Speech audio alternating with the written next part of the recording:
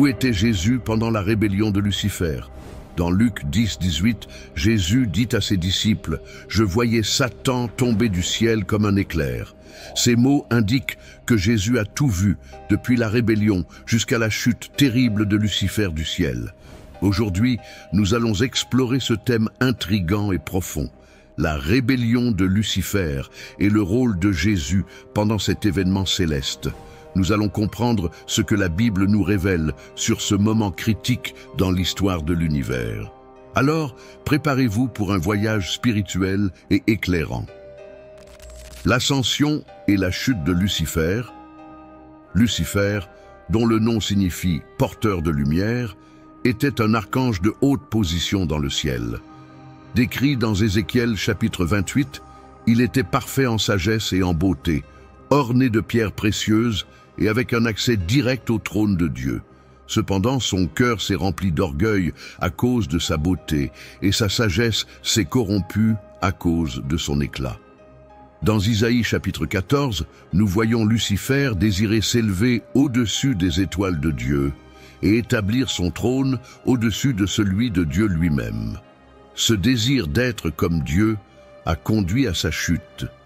Lucifer ne voulait pas seulement une position de premier plan, mais voulait être adoré comme Dieu lui-même. Cet orgueil et ce désir d'usurper l'autorité divine furent la cause de sa rébellion. La guerre dans le ciel. La rébellion de Lucifer culmina en une bataille épique dans le ciel. Dans Apocalypse 12, nous lisons au sujet d'une guerre céleste où Michel et ses anges combattirent contre le dragon et ses anges. Ce n'était pas une petite bataille, ce fut un affrontement cosmique entre les forces du bien et du mal.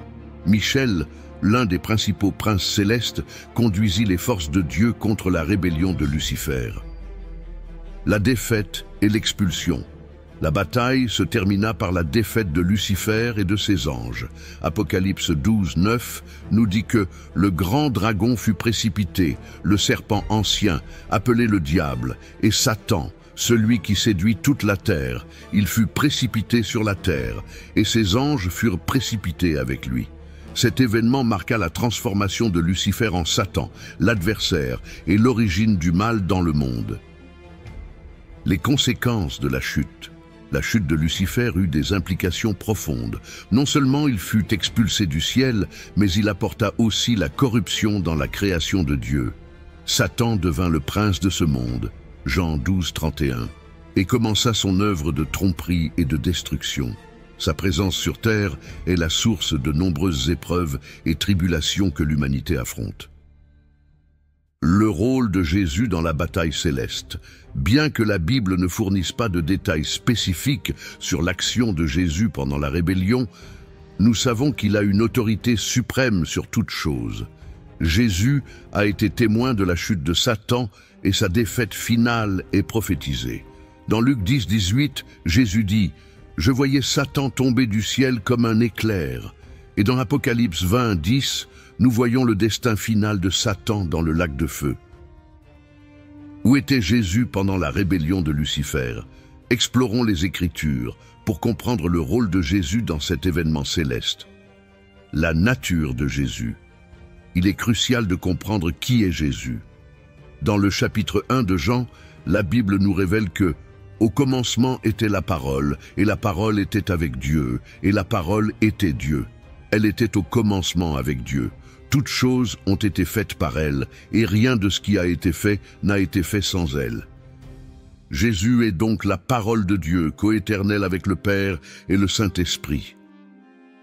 La création par Jésus. Dans Colossiens 1, versets 16 et 17, nous lisons que « Car en lui ont été créées toutes les choses qui sont dans les cieux et sur la terre, les visibles et les invisibles, trône, dignité, domination, autorité. Tout a été créé par lui et pour lui. Il est avant toute chose, et toutes choses subsistent en lui. » Cela nous montre que Jésus non seulement a participé à la création de tout, y compris les anges, mais qu'il soutient aussi toute la création par son pouvoir. La conscience de Jésus des événements célestes. Comme partie de la Trinité, Jésus était pleinement conscient des événements célestes. La Bible ne donne pas de détails spécifiques sur les actions de Jésus pendant la rébellion de Lucifer, mais elle nous donne des indices importants sur sa présence et son autorité. Comme nous l'avons déjà lu dans Luc 10, 18, Jésus a affirmé avoir vu Satan tomber du ciel comme un éclair. Cette déclaration puissante indique que Jésus a directement été témoin de la chute de Lucifer, montrant sa présence active et sa vigilance pendant ces événements. L'autorité de Jésus. Jésus est présenté dans les Écritures comme ayant une autorité suprême sur toute chose. Dans Apocalypse 1, 17 et 18, Jésus déclare « Ne crains point, je suis le premier et le dernier et le vivant. J'étais mort, et voici, je suis vivant au siècle des siècles. Je tiens les clés de la mort et du séjour des morts. » Son autorité englobe toutes les dimensions de l'existence, y compris les événements célestes et le destin final de Satan. La signification de la chute de Lucifer. La chute de Lucifer a été un événement significatif, mais n'a pas changé la souveraineté de Jésus. Il reste la lumière qui illumine toute chose et la force qui soutient l'univers. La présence de Jésus pendant la rébellion de Lucifer renforce la vérité que rien n'échappe à son contrôle et qu'il est le gardien de la justice divine. La question de savoir où était Jésus pendant la rébellion de Lucifer nous conduit à une compréhension plus profonde de sa présence éternelle, de son autorité et de son pouvoir. Jésus, la parole de Dieu, était là depuis le commencement, témoignant et participant à tous les événements célestes avec pleine autorité. Puissions-nous nous fortifier dans la foi, sachant que Jésus est le même hier, aujourd'hui et éternellement. Comprenons comment l'amour, la justice et l'autorité de Jésus se sont manifestés lors de cet événement céleste. Préparez-vous pour un voyage éclairant à travers la parole de Dieu. Jésus, étant la personnification de l'amour et de la justice de Dieu, respectait la liberté de choix des anges. Lucifer et ses partisans ont fait un choix conscient de se rebeller contre Dieu. La Bible nous montre que Dieu valorise la liberté de choix, même parmi les êtres célestes. Dans Ézéchiel 28, 15, nous lisons que Lucifer était parfait dans ses voies jusqu'à ce que l'iniquité soit trouvée en lui. La justice divine. L'expulsion de Lucifer et de ses anges du ciel a été un acte de justice divine. Dieu a maintenu la sainteté et l'ordre céleste en supprimant ceux qui ont choisi de se rebeller. Isaïe 14 décrit la chute de Lucifer en disgrâce, soulignant son état exalté initial et son expulsion subséquente du ciel en raison de son désir d'usurper la position de Dieu. L'autorité de Jésus. Jésus a l'autorité finale sur le destin de Satan et de ses anges.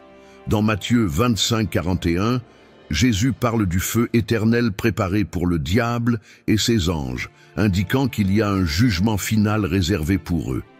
Cette autorité réaffirme que Jésus est le juge suprême et que la justice divine sera accomplie en temps voulu. La présence de Jésus lors de la rébellion. Jésus, connu comme la parole, était présent lors de la rébellion de Lucifer.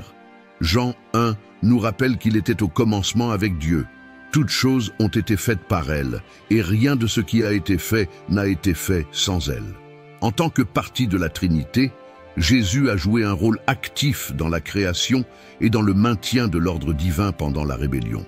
Le rôle de Jésus lors de la rébellion de Lucifer est un témoignage de son amour, de sa justice et de son autorité. Il a respecté la liberté de choix des anges, assuré que la justice divine soit accomplie et maintient l'autorité finale sur toute chose. Que nous puissions nous fortifier dans la foi, sachant que Jésus est le juge suprême et que sa justice prévaudra. La plénitude de Jésus, révéler sa divinité et son autorité. Maintenant, continuons à explorer les Écritures pour comprendre qui est vraiment Jésus et comment cette vérité peut transformer nos vies. La plénitude de la divinité en Jésus. Dans sa lettre aux Colossiens, l'apôtre Paul fait une affirmation puissante au sujet de Jésus. Dans Colossiens 2, 9, il dit « Car en lui habite corporellement toute la plénitude de la divinité. Cela signifie que Jésus n'était pas seulement un prophète ou un homme extraordinaire, mais qu'il est pleinement Dieu en forme humaine. Cette vérité est fondamentale pour notre foi et notre compréhension de l'identité de Jésus. Jésus, le Fils du Dieu vivant. Quand Jésus demanda à ses disciples qui ils pensaient qu'il était, Pierre répondit avec une révélation divine. Dans Matthieu 16:16, Pierre dit « Tu es le Christ, le Fils du Dieu vivant ». Cette déclaration reconnaît Jésus comme le Messie promis et confirme sa divinité. Ce n'est pas seulement une identification, mais une confession de foi qui change tout. L'éternité de Jésus. La Bible nous montre que Jésus n'a pas commencé à exister lorsqu'il est né de Marie. Depuis le commencement, toutes choses ont été faites par lui, et rien de ce qui a été fait n'a été fait sans lui. Jésus est éternel, sans commencement ni fin, coéternel avec le Père et le Saint-Esprit. Comprendre qui est vraiment Jésus doit nous amener à une réponse de dévouement total. Nous devons ouvrir nos yeux spirituels à cette vérité et lui remettre complètement nos vies et nos chemins. Dans Hébreux 13:5, nous avons la promesse « Je ne te laisserai jamais, je ne t'abandonnerai jamais ». C'est l'espérance vivante que nous avons en Jésus, qu'il est toujours avec nous, nous guidant et nous soutenant. L'appel de Jésus. Jésus nous appelle à le suivre de tout notre cœur. Dans Matthieu 16:24, Jésus dit à ses disciples « Si quelqu'un veut venir après moi, qu'il renonce à lui-même, qu'il se charge de sa croix et qu'il me suive. » C'est un appel à une vie de dévouement et de fidélité, reconnaissant l'autorité de Jésus sur nos vies.